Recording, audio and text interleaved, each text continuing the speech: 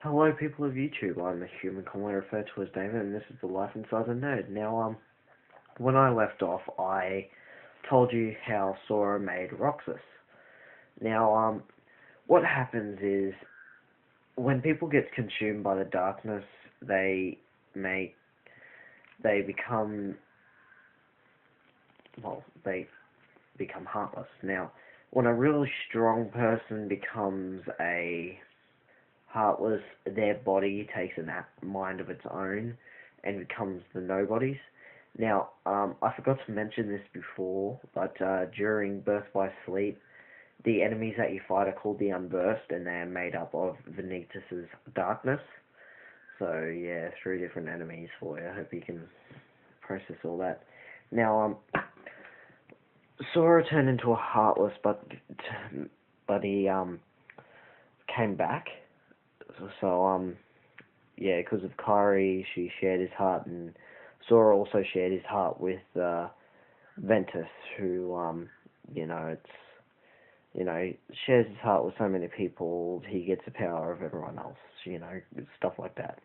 Now he turns into Heartless, and then at the end of the worlds, he fights Ansem slash Xehanort Heartless.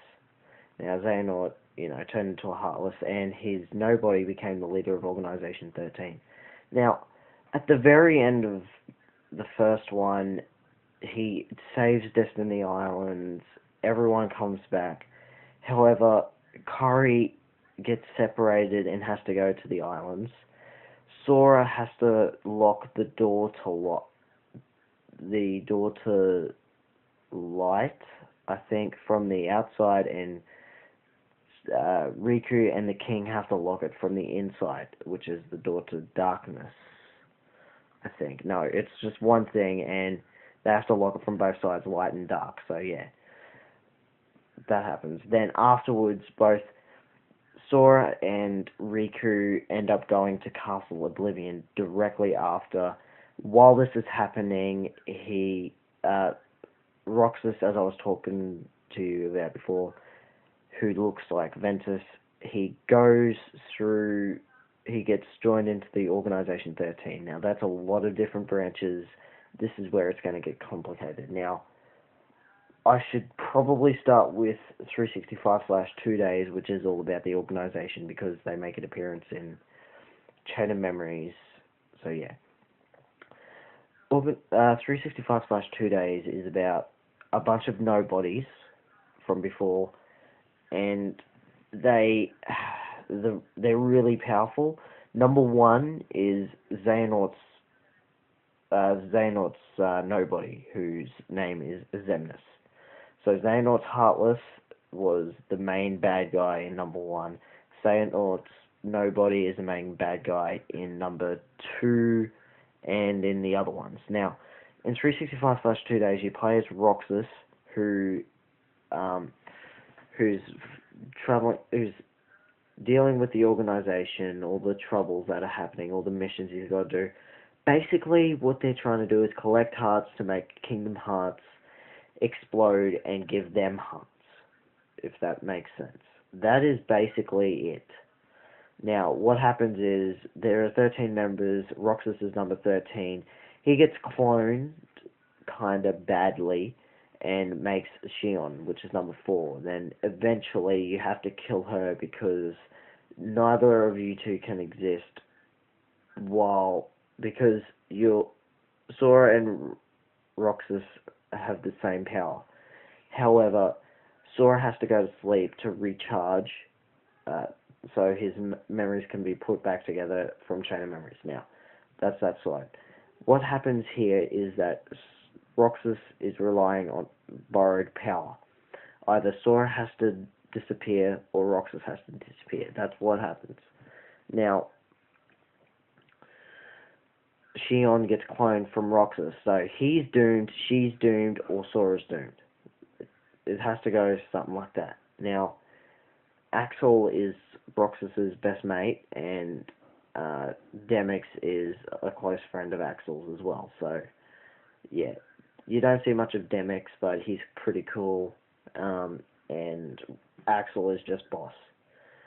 That's about it for 365/2 days. I don't think I'm missing anything besides the actual organization members, which I don't know them specifically off by heart, which is a bit sad. Anyway, then what happens in Chain of Memories? This is, mind you, both of these games are between 1 and 2. And in Chain of Memories, you go to Castle Oblivion, you're Sora, and Riku after you go through this specific storyline. What happens is you're going through your memories, and eventually your mind gets changed to believe that you remember, instead of Kairi, being Namine.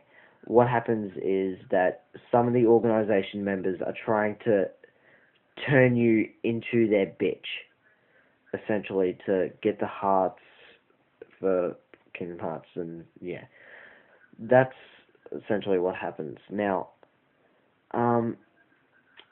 what happens is that Sora eventually goes through and kills most of the members of the organization. Axel, who I mentioned before, he was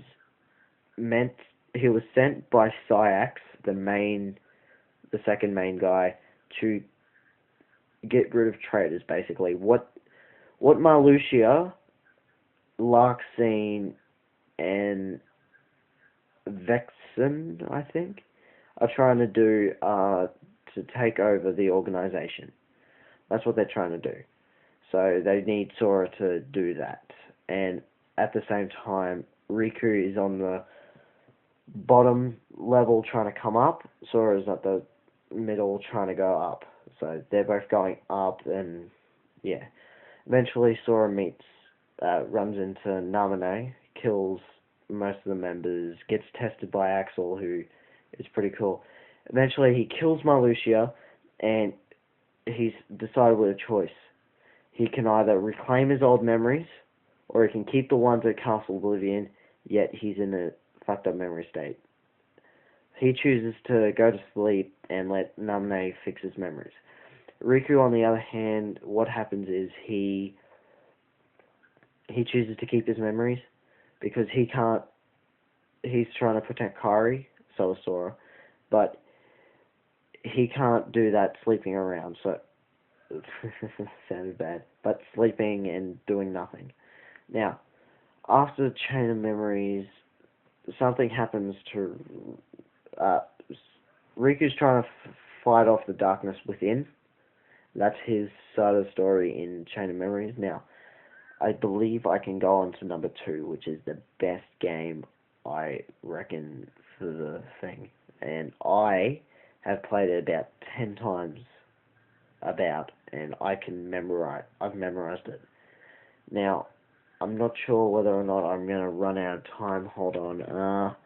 Yeah, I've got 8 minutes for this one, so this is going to be a 3-part series. Next one's going to be about Kingdom Hearts and 3D, so keep on keeping on. Why won't you pause? Hold up. Sorry, guys.